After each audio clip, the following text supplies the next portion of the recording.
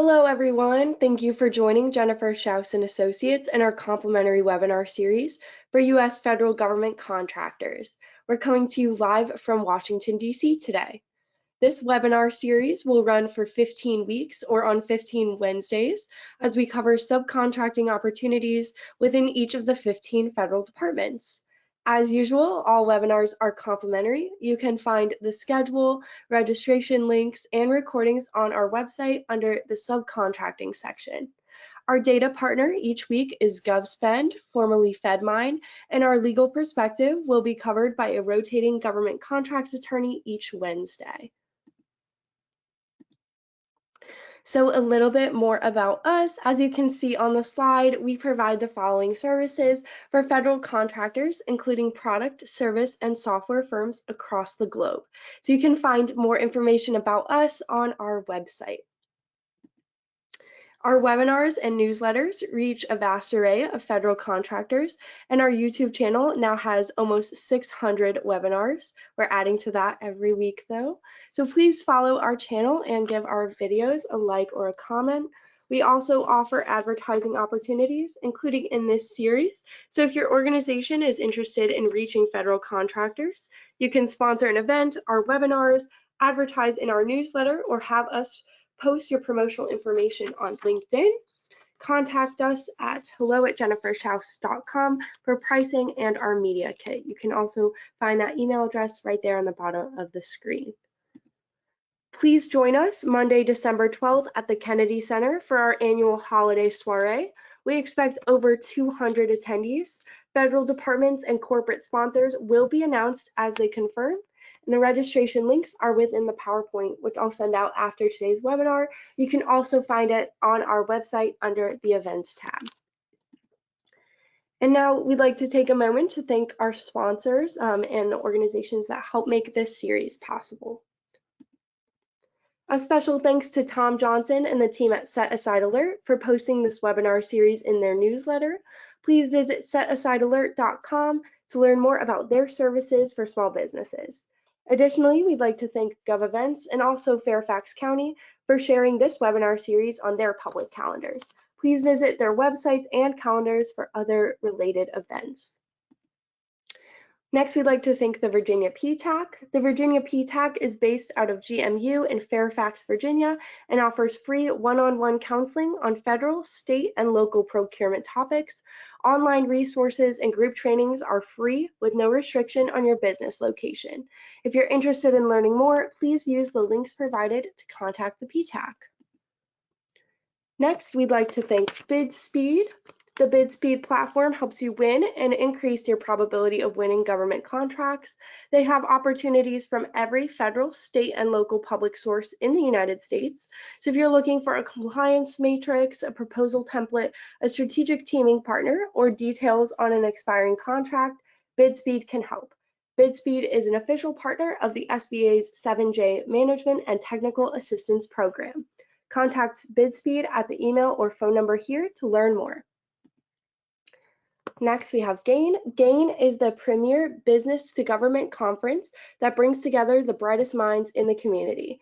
Government Marketing University's goal is to help you grow your government Marcom wisdom, accelerate connecting with your target government audience by learning new trends and techniques, innovate annual strategy, tactics, and tools. The on-demand event is focused on training, actionable takeaways, and research insights to help you boost your brand and drive more revenue in 2023. So GAIN 2022 on-demand event was available on October 24th. So you can find that on their website, www.thegainconference.com. All right, and so today we're here to dig into subcontracting opportunities at the Department of the Interior. So let's take a quick look at our agenda. We're going to start with panelist introductions, and we'll finish out with legal considerations today. So our first panelist today is Ms. Leila Salim, and she's representing GovSpend. GovSpend is the go-to resource for finding federal contracting opportunities. So please contact Leila for more information about the GovSpend platform. Thank you for being with us today. Thank you so much for having me. Thank you. And our legal speaker today is Andrew Crawford. He's from the law firm Brown Rudnick LLP. Thank you, Andrew. Yeah, thanks for having me. I look forward to speaking with everyone shortly. Thank you. All right, so we'll kick this off with the mission statement from the Department of the Interior. We've highlighted some keywords for you. As always, when you want to start doing business with a federal department, it's really important to look at that mission statement first. And I'll also direct you to look at the various agencies and services within the department. Spend some time on each of these services' websites, learn more about their specific roles and missions. And then lastly, I'd like to draw your attention to these important links. First, we have the link to the main department website, as well as the small business office. And then make sure that you review the procurement forecast to understand what the Department of the Interior is buying, when they're buying it, how much, and if any specific set aside or contract vehicle may be used.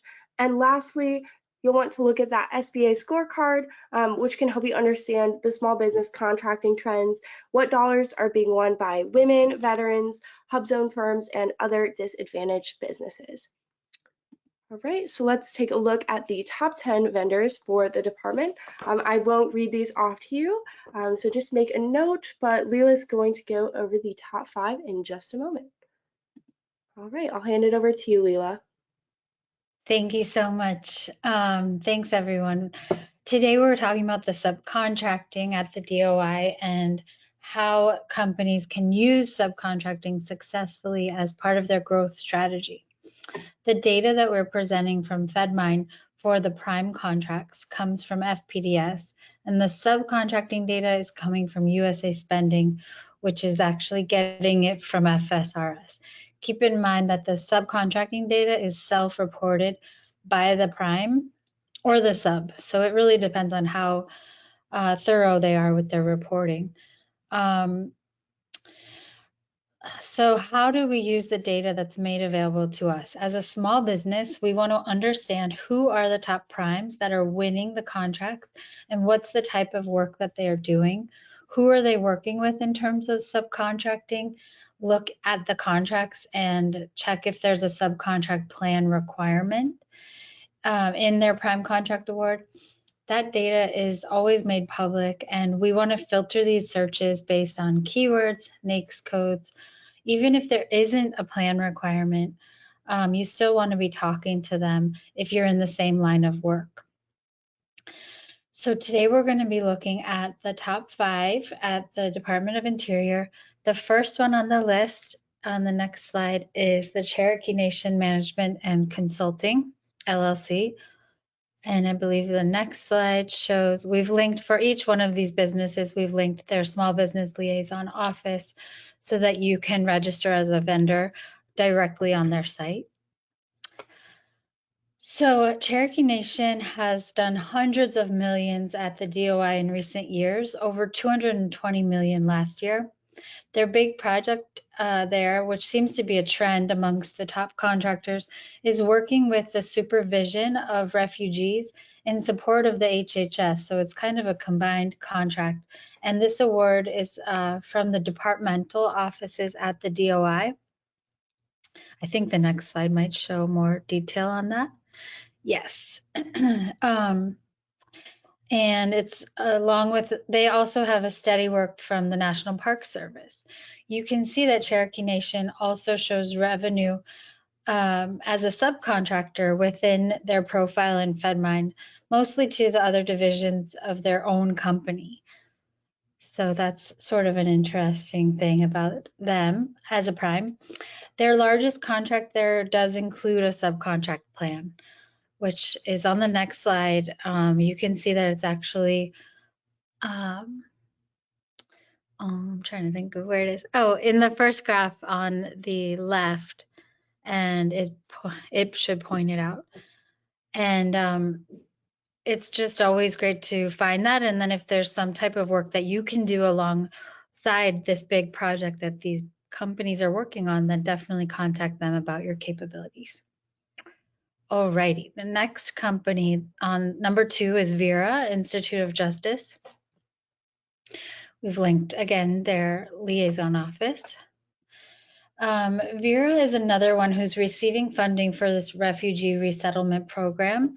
Last year, they received over $170 million for this work. They also have been reported as a subcontractor, but are much more of a prime who's subbing out to these vendors. On the VERA profile, FedMine lists 39 subcontractors that they have actually reported working with. This would be a great target company to review this type of subcontract work that they are in need of, if there's a match to send over your business capabilities. I think the next slide might show some of that subcontractors that they've worked with and reported. Alrighty. Next slide, please. And this just sort of jumped into one of those. And the NAICS code, you can really drill into the procurement description and all of that work that's being done there to get a better understanding of this. And FedMine does a great job of, FedMine GovSpend, sorry, of really combining that information to connect the dots so people can get a good understanding of this business intelligence. The third company is called Deployed Services LLC. This is a veteran-owned firm that really got their break into the federal market in fiscal 21. The next slide, and then the next one will show, yeah, they really sort of broke into federal contracting with a $73 million worth of work. They are working also in the refugee program for unaccompanied children in Greensboro, North Carolina. The ceiling amount for their award at DOI is a $338 million, and it was awarded as a sole source. There is a subcontract plan requirement on their contract. Next slide should show that. Yes, individual subcontract plan is kind of in the middle towards the bottom there. So that's how you could find that information in FedMine. Alrighty, next slide. Number 4 is Tudor Perini. This is a joint venture company actually that won the contract, but we've identified the prime, the main within that joint venture and linked their website or information about them as well as their subcontractor registration. Their numbers with DOI come from the Bureau of Reclamation in fiscal 22 with contract obligations over $125 million. This large award is for construction of Region 10, Great Basin region, and will involve major projects that could need staffing, support services, all kinds of subcontracting work possibilities here. Okay, next slide. These are all sort of the different task orders that they've received and are constantly, they have so much that they're working on that this would be a great, if you're in the construction field, definitely reach out to them or register on their website. Alrighty, the last number, sorry, there that shows the individual subcontract plan again is at the bottom, so you can know that they do have to report their subs and they definitely have a plan to award subcontracts. All right, number 5 is Northwest Construction Inc., another construction company. Then we've linked their website and the small business vendor link. They are the number 5 company, and fiscal year 22, their numbers from DOI went way up over 122 million. They are doing dam work, concrete repair, and more in the western states of the US. Their contract shows that a plan is not required. However, these really large construction projects always have so many subcontracting opportunities within them. I would definitely suggest contacting them if you align with the work being done. Maybe your company is located along those western states and you could provide some great services to them.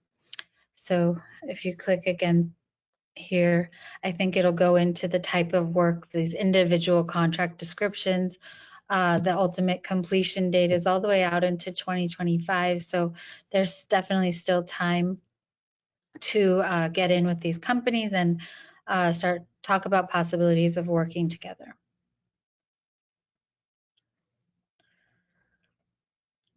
Alrighty, I think that's it for what I have to present today. Thank you so much, Madeline. Thank you so much, Leela, for all of your great insights and data, and of course your time. Now we're just going to go through some of the marketing best practices. All right. So we have listed here some of the basics for marketing your services to the top primes. Most importantly, you should be using the tools available to you on sam.gov or on the GovSpend platform to conduct research on the primes and the expiring contracts. Make sure to use the primes website, their newsletter, and events calendars, as well as social media. Learn more about them, do as much as that background research as you can, and then connect with them. And then lastly, set yourself apart and lead with your capabilities, not your socioeconomic status. Bring a specific opportunity to the prime and work with the SBLOs, that's the Small Business Liaison Officers. They're your advocates. So we did link all of the websites to get in contact with them for each of these companies. So make sure you use those resources. All right, and now we will be going over legal considerations and best practices. Please note that we've covered the federal acquisition regulations on the Department of the Interior earlier this year, so you can find the YouTube recording at the link below. Also, if you just search up on our YouTube channel, it's also linked on our website. So now I'm going to turn it over to Andrew Crawford. Andrew, the floor is all yours. Please let me know when you're ready for the next slide. Yeah, will do. Thank you so much. I think there are some familiar faces on the line, but just once again, for those who don't know me, my name is Andrew Crawford. I am an attorney at Brown Rudnick and the government contracts group based here in Washington, D.C. So thanks again for having me. We're going to start with a few of the legal best practices for subcontractors here. Coming up first, know your subcontract. This seems really simple, seems really obvious, but it is really important. 99% of the time a client comes to us with an issue, the first thing we say is, give us a copy of the subcontract. What does the subcontract say? That's really where it all starts. You want to know the statement of work. You want to know what's expected and required of you so you can accomplish what you need to do. You want to know any documents that are incorporated by reference. And, sometimes those can be agency documents. So, we're talking about the Department of the Interior today. So, maybe the Department of the Interior security control standards are incorporated by reference. There can be other DOI documents. Other times they can be prime contractor documents. A lot of the time prime contractors will have general terms and conditions that they use for subcontracts, and they may not necessarily list those out in the subcontract. They may be incorporated by reference, and you've got to go to the prime contractor's website or something to see what exactly those are. So you want to make sure you do that and you know exactly what you're agreeing to when you enter into a subcontract. You also want to know your rights as a subcontractor. What steps do you need to take, if any, to preserve those rights? So just for example, if there's a change in the contract during the performance, oftentimes some subcontractors are required to provide written notice of the change. It needs to be written notice within a certain period of time, or, the notice needs to go to a certain person. You want to make sure you're aware of those types of things so that you can preserve your rights and you don't get screwed down the line.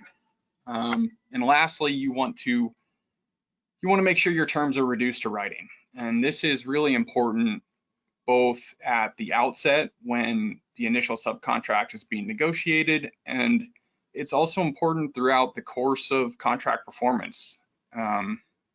We see scenarios all the time where a subcontractor will come to us and say, oh, prime contractor told us to do X, Y, and Z, and that we'd be compensated for it. And then, there's a fight about exactly what, you know, the prime contractor meant, or if something is really, they're really going to be compensated for something. So that can create real challenges when things aren't reduced to writing. So two big ones here: make sure you know your subcontract and get it in writing. We can go to the next slide, please. All right, second, know your ability to negotiate with higher tier contractors. You know, when the government issues a prime contract, whether it's, you know, the Department of the Interior or any other agency, you know, there's typically very little room for negotiation. Really no room for negotiation. It's usually what the government says goes. You know, as a subcontractor negotiating with a prime contractor, there tends to be a little more leeway. You know, I mentioned in connection with the first slide, a lot of primes will use standard terms and conditions. You know, there can be some negotiation on those, especially if there are irrelevant terms that might be included in a standard, you know, contract template that they're using. And, you know, we'll talk about this a little bit more later for sure, but there are certain clauses that prime contractors are required to flow down from the prime contract to subcontracts. So those would be mandatory flow down clauses. And then there are certain clauses that are not required to be flow down. Those would be optional flow down clauses. So we'll get into more detail with those, but you know, one thing to mention here is for optional flow downs, you know, there's definitely some room for negotiation, at least in theory. You know, in reality, prime contractors are probably going to try to flow down as much as possible and shift as much liability as possible down to subcontractors, but there are certainly situations where subcontractors have some leverage to negotiate terms of their subcontracts. So just be aware of that possibility as well. And next slide, please. All right, third, beware of the False Claims Act. This could be its own seminar and last an entire day itself. You know, first, it's really important to note that the False Claims Act does reach subcontractors. You know, typically, because subcontractors don't have a contract directly with the government, there isn't what's called privity, and that you know, that limits the government's ability to go after a subcontractor directly. But through the False Claims Act, the government can actually go after subcontractors directly if there is a violation. So that's the first thing to be aware of. You know, simply put, the False Claims Act prevents any person from knowingly submitting false claims to the government. And there is a recent string of cases, beginning with Universal Health Services versus Escobar, which I mentioned in the slide here, under which the government can take a very broad view as to what constitutes a violation under the False Claims Act.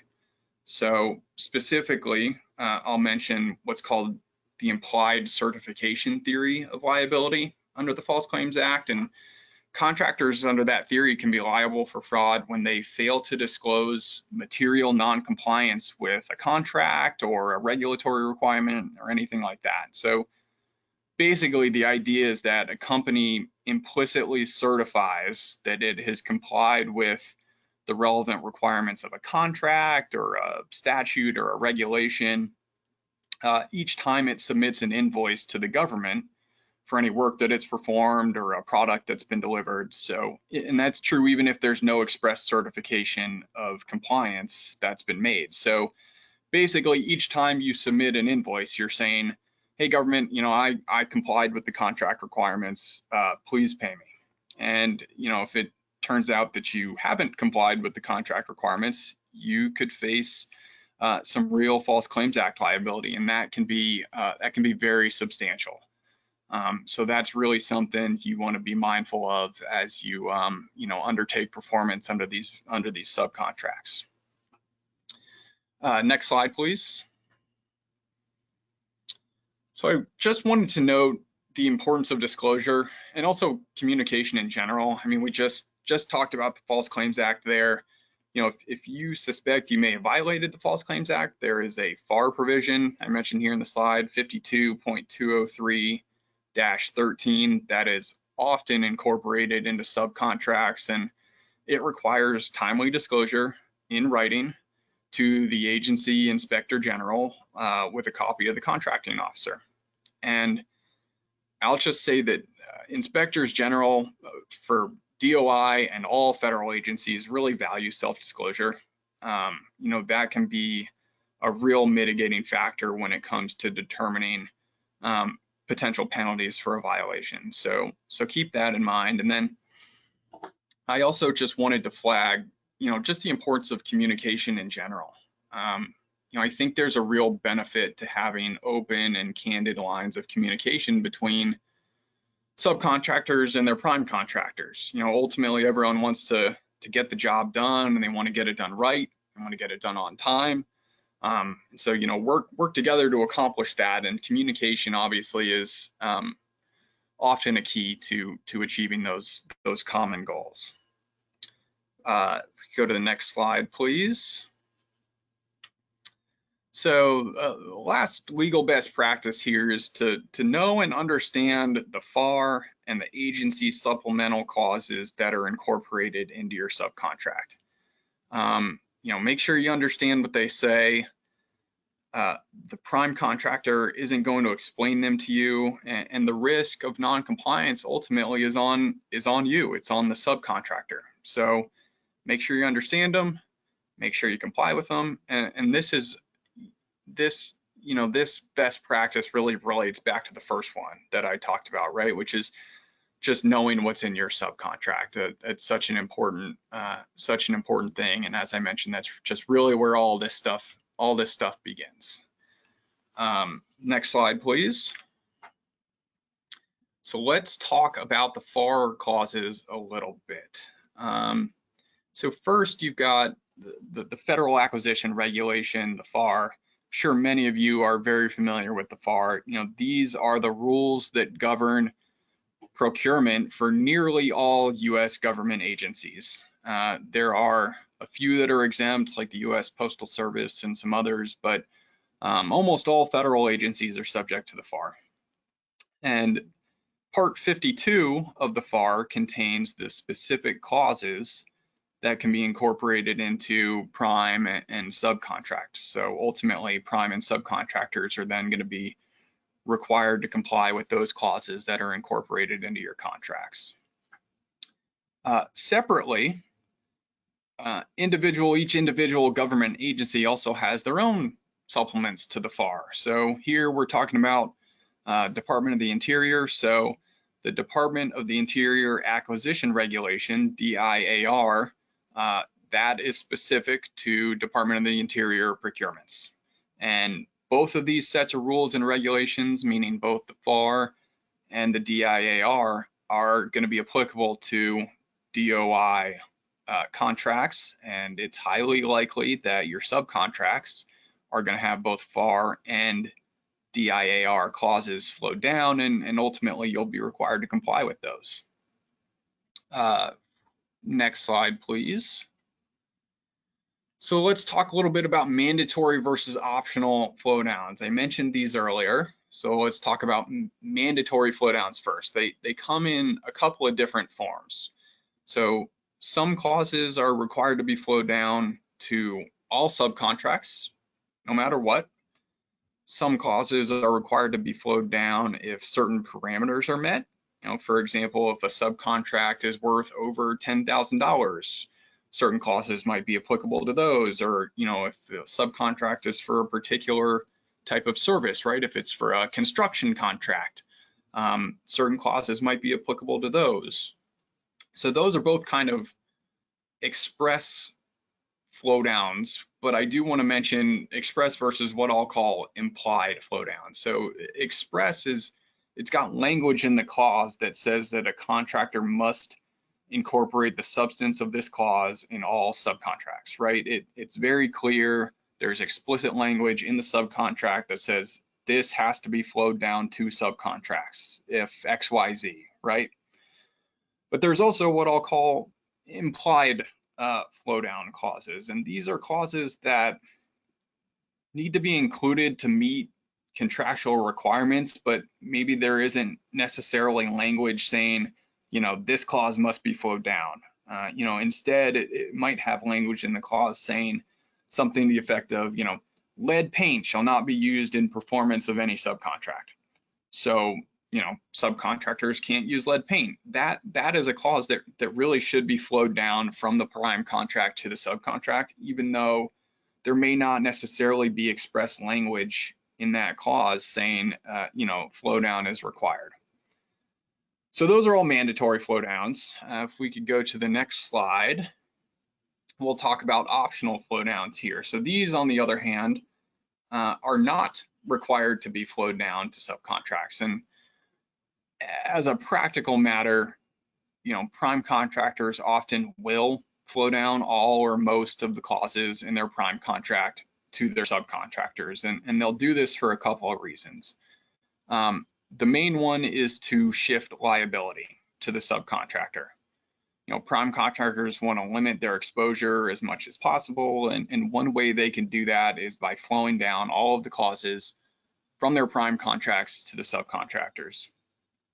The second reason they'll flow all these clauses down is just administrative ease, right? It can be time consuming to sift through dozens or hundreds of VAR and agency supplement clauses, and making an assessment about each specific one and whether it should be flowed down to a specific subcontract.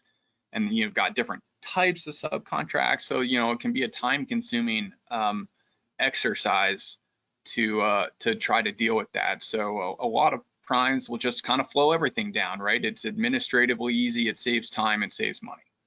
But this can create problems, right? We talked about this a bit earlier as well, that sometimes certain contract clauses rather may not be relevant to a specific subcontract. So just for example, you know, if you have a firm fixed price subcontract and the prime flowed down, you know, a bunch of clauses related to cost reimbursement, those aren't going to necessarily be relevant. So remember the best practice that we discussed about sort of there being some room for negotiation in terms of optional flow down clauses when you're negotiating your subcontracts. Next slide, please. All right, so I do want to talk about the DIAR a little bit. So this is the FAR supplement for the Department of the Interior. I've given you a link to the DIAR at acquisition.gov in the slide here. The DIAR generally describes the various procedures related to procurements with the Department of the Interior. Part 1452 specifically is the subpart that contains the contract clauses that may or may not be incorporated into your subcontract. So I was actually able to include all of the clauses in the DIAR on the screen here. I know that they're a little bit small and hard to read, but really my reason for including those is just to show you the DIAR. It's fairly brief, right? There's not a ton of clauses, especially when you compare it to some of the other federal agency supplements to the FAR. So not a ton of clauses here. If we go to the next slide, please. And just as we wrap up here, I just wanted to flag a few of just the potentially relevant clauses that could be flowed down to some of your subcontracts. So the first one I'll mention is 1452.215-71. So this relates to use and disclosure of proposal information. Among other things, the clause says, you know, if your proposal contains trade secrets or it contains confidential information or financial information, information that might be exempt from public disclosure under a Freedom of Information Act request, you want to make sure that the cover page and all the relevant pages of your proposal are appropriately marked. And this clause has a specific legend that needs to be included on each of those pages. And just given the competitive nature of government contracting, you always want to do everything that you can to protect proprietary information of the company, things like pricing and staffing and things of that nature. So this is certainly a clause to be aware of. Second, I'll mention 1452.236-70. This is a prohibition on lead-based paint. You know, I mentioned this one earlier. I called it sort of an implied mandatory flow down clause. You know, there's nothing in this clause that requires that it be flowed down to subcontracts, but it does explicitly state that no lead-based paint can be used in performance of a subcontract. So it's just something to be aware of. And finally, I'll mention 1452.280-3. So this one is a mandatory flow down clause for all subcontracts for supplies, general services, A to E services, and construction subcontractors. So if you've got one of those types of subcontracts, this is going to be a mandatory flow down for you that you should be aware of. Relates kind of generally, just very generally, to subcontracting under the Buy Indian Act, which provides that certain bureaus can award contracts to Indian-owned businesses without using standard competitive procedures. So those are really the only mandatory flow downs that I noted in the DIAR. And of course, I mentioned it's very likely that your prime contractors will be required to flow down certain FAR clauses, and they will also try to flow down certain optional FAR clauses and certain optional DIAR clauses. But given that this presentation is specific to Department of the Interior, I just kind of wanted to limit my discussion to potentially relevant DIAR flow downs. So that's all I have for today. Thanks to Jennifer and her team for putting on these great programs and all the great work that they do. And if anyone has any questions, I certainly invite you to reach out to me. Give me a call, shoot me an email. But otherwise, thanks again for having me on, and we'll see you next time. Thank you so much, Andrew. Like he said, you can contact him. There's his email as well as Leela's if you have any questions for her. So the recording from today's webinar will be available on YouTube about 24 hours after this, and the slides will be available on slideshare.net, so you can check this out there. We look forward to seeing you next week. This concludes the webinar. Thank you so much, everyone. Have a great day.